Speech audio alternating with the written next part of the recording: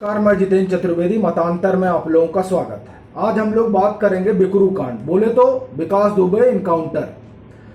उस इनकाउंटर को लेकर जो शोर मचा था और उस शोर के बीच जो इंक्वायरी कमीशन बैठा था बीएस चौहान की अगुवाई में, उसकी रिपोर्ट आ चुकी है और उस पर अखबारों ने रिपोर्ट भी कर दी है। लेकिन उस रिपोर्ट से वो जो एक नरेटिव गढ़ा गया था, वो नरेटिव लोग तोड़ नहीं पाए हैं। क्यों? ये एक बड़ी बात है। वो नरेटिव क्या था वो मैं आपको बताऊंगा। और दरअसल वो रिपोर्ट जो है, वो रिपोर्ट उस नरेटिव को ध्वस्त करने के लिए अमोघ अस्त्र है, जो नरेटिव आम आदमी पार्टी, सपा, बसपा, कांग्रेस ने मिलकर रचा था। लेकिन देखिए कि लोगों को उस रिपोर्ट के एक हिस्से की जानकारी है, वो ये कि बिकरू कांड में पुलिस को क्लीन चिट मिल गई, लेकिन इसकी जानकारी नहीं है कि क्लीन चिट क्यों मिली। अब आपको आप पहले समझिए कि क्यों मिली, फिर हम आएंगे कि ये जांच कमीशन क्यों बैठा। ये आप जानते हैं, ये विमर्श का मसला नहीं हो सकता है, लेकिन ये विमर्श का मसला है कि क्लीन चिट क्यों मिली। आपको यह पता होगा कि जब बिकरू कांड हुआ, जब इनकाउंटर हुआ, उस इनकाउंटर के बाद बड़ी बहस छिड़ी। वो बहस राजनीतिक भी थी और एकेडमिक भी थी।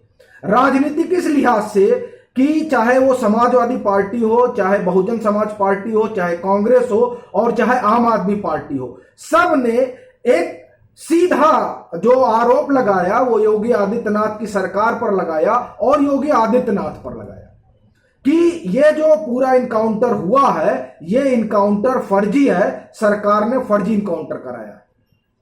और एकेडमिक बहस जो छिड़ी, वो छिड़ी ब्राह्मण बनाम ठाकुर।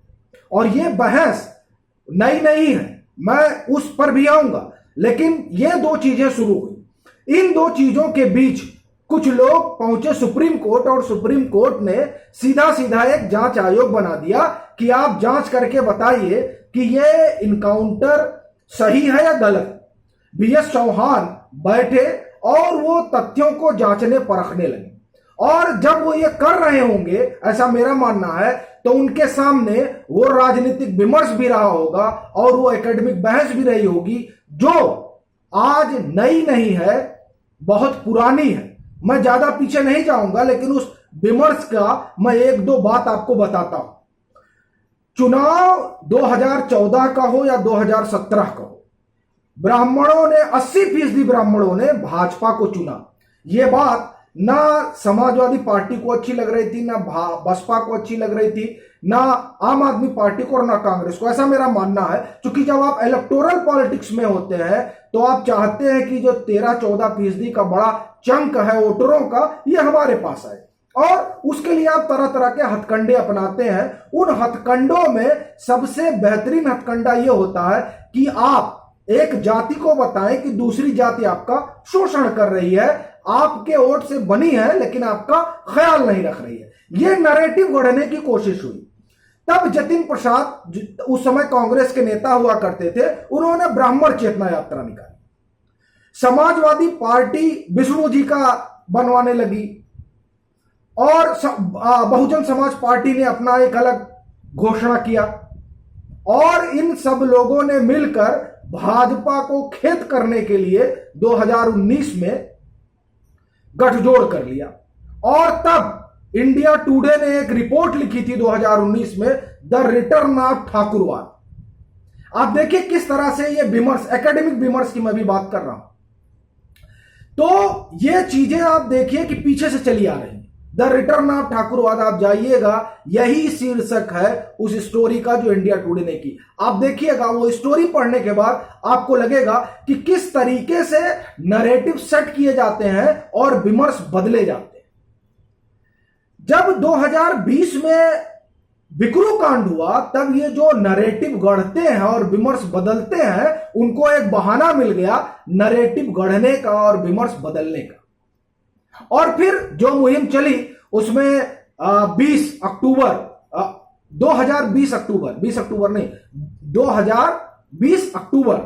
माह में 2 लेख आते हैं। एक टाइम्स ऑफ इंडिया में और एक लेख आता है इंडियन एक्सप्रेस में। वो लेख भी ब्राह्मण बनाम ठाकुर वाला मसला था। उसमें पहले ने कहा कि ब्राह्मण और पिछड़ों ने शासन किया, दूसरे ने कहा कि नहीं ठाकुरों ने शोषण किया। ये दो जो है लेख अक्टूबर 2020 में टाइम्स ऑफ इंडिया और एक इंडियन एक्सप्रेस में, बार बार आपको इसलिए सोर्स बता दे रहा हूं कि आप जाकर वहां इसे क्रॉस चेक कर सकते हैं कि किस तरह की एकेडमिक बहस शुरू हुई थी। तब इन सब के बीच जब बीएस चौहान इंक्वायरी करने बैठे और उन्होंने देखा कि जो लोग ये दावा कर रहे हैं कि इनकाउंटर फर्जी है वो तो यहां आ नहीं रहे हैं। ना आम आदमी पार्टी का कोई आदमी गया, ना समाजवादी पार्टी का कोई आदमी नहीं गया, ना बहुजन समाज पार्टी कोई आदमी गया, ना कांग्रेस का कोई आदमी गया ये बताने के लिए कि साहब ये जो इनकाउंटर है ये फर्जी है। ना उनके परिवार का जिनका इनकाउंटर हुआ ना उनके परिवार से कोई गए ये बताने के लिए कि सब ये गलत है। ना कोई आप समझिए कि जो सिविल सोसाइटी और खासकर कहिए कि जो तमाम ब्राह्मण संगठन है उसमें से भी कोई नहीं है ये बताने के लिए कि यह फर्जी है। यह एक बड़ी बात है। तो किसी के ना आने से जब कोई गया ही नहीं कोई कागज लेकर, तब पुलिस को क्लीन चिट मिलनी थी। और कागज ना लेकर जाने का मतलब यह है कि एक नया नैरेटिव गढ़ा जा रहा था जो 2019 और उसके पहले से शुरू हुआ था। उसी नैरेटिव को गढ़ने में बिकरू कांड ने उनको जो है एक मौका दे दिया था। लेकिन जब इंक्वायरी कमीशन बैठ गया तो इंक्वायरी कमीशन तो कहेगा ना भाई साहब कि अगर आप कह रहे हैं कि फर्जी है तो आप एविडेंस दीजिए, लेकिन कोई लेकर गया नहीं। उससे एक चीज तो स्पष्ट हो गई कि दरअसल राजनीति के तहत सारे जो है चीजें हुई। अब आप देखिए कि ये जो हिस्सा है इंक्वायरी कमीशन का कि जो पूरी जांच पड़ताल हुई, उस जांच पड़ताल में पुलिस के वर्जन को कॉन्ट्राडिक्ट करने के लिए किसी ने कोई प्रमाण नहीं दिया। इस पर विमर्श होना बड़ा जरूरी है। इस पर विमर्श नहीं हो रहा। जो लोग तमाम तरह के केस लड़ने का दावा कर रहे हैं वो लोग और वो मठाधीश इस मसले पर बात नहीं कर रहे हैं, इंक्वायरी कमीशन के इस हिस्से पर बात नहीं कर रहे हैं जो हिस्सा ये कहता है कि पुलिस के वर्जन को कॉन्ट्राडिक्ट करने के लिए कोई नहीं आया। मतलब ये हुआ कि किसी के पास कोई प्रमाण नहीं थे, सब जानते थे और जानते हैं कि जो हुआ वो जेन्युइन था, लेकिन राजनीति के वशीभूत होकर सरकार को घेरना और जात के नाम पर किसी मुख्यमंत्री को कटघरे में खड़ा करना, ये उन जाति आधारित पार्टियों को सूट करता है जिन्होंने जात की राजनीति की पिछले 3 दशक तक, कम से कम उत्तर प्रदेश में। उनके लिए ये बड़ा सही था कि किसी तरीके से ये जात के नाम पर एक मुख्यमंत्री को घेरा जाए और दूसरी जाति को उस मुख्यमंत्री के खिलाफ खड़ा किया जाए। और ये जो पूरा खड़ा करना और माहौल बनाना वो सिर्फ इसलिए ताकि 2022 के चुनाव में उनको शिफ्ट कराया जाए। लेकिन दिलचस्प बात देखिए कि ये जो इंक्वायरी कमीशन की रिपोर्ट है, उस रिपोर्ट ने आम आदमी पार्टी हो, सपा हो, बसपा हो, कांग्रेस हो, सबके पॉलिटिकल एजेंडे को और नैरेटिव को ध्वस्त कर दिया, बेनकाब कर दिया। चलते हैं, फिर मिलेंगे एक नए मसले के साथ। तब तक के लिए राम राम।